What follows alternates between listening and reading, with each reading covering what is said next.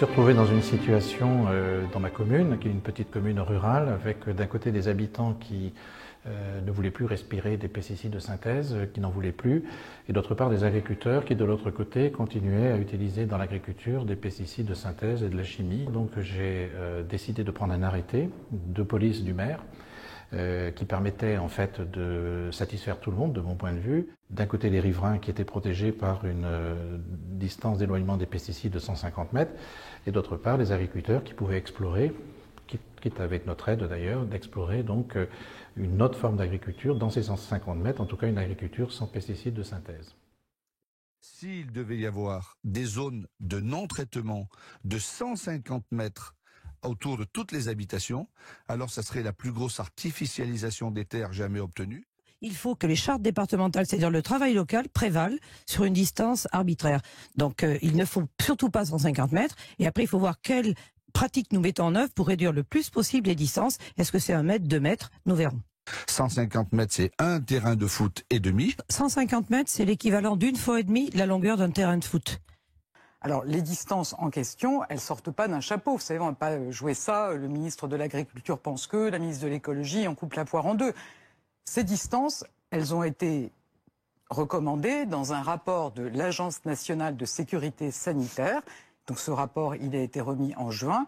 Et c'est celles qui sont reprises dans les textes qui sont mis en consultation.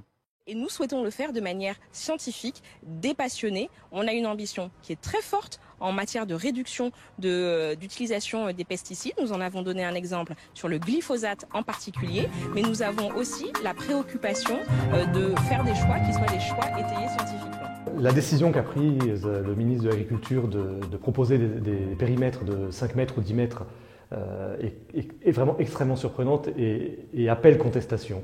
Parce que dans un premier temps, il affirme que c'est une décision fondée sur la science, ce qui est totalement faux. Un avis de l'ANSES n'est pas un avis scientifique, c'est un avis de gestion de la décision publique. Les membres de l'ANSES n'ont pas un rôle d'avis scientifique. Et en plus, ce sont des données qui datent de 40 ans. L'ANSES a fondé son avis sur des données extrêmement anciennes. Donc fonder une décision sur des données aussi parcellaires et aussi anciennes est tout de même pas vraiment sérieux. Et puis ensuite, prétendre que de telles distances sont nécessaires parce que si on prenait des distances plus importantes, il y aurait une perte de surface, une artificialisation, une perte de production agricole pour la France, c'est tout simplement nier l'existence de l'agriculture biologique. Comment le ministre peut-il d'un côté dire qu'il veut soutenir le développement de la bio, avec un objectif de 20% à la fin de la mandature, on en est loin, et d'un autre côté, affirmer que des terres qui sont conduites sans pesticides de synthèse seraient improductives? Qui se moque-t-on? Ces terres-là ne sont pas du tout improductives.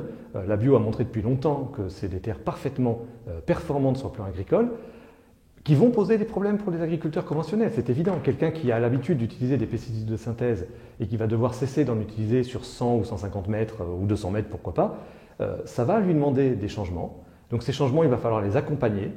Mais il ne faut pas refuser ce débat, il ne faut pas refuser cette nécessaire prise en compte de la santé publique.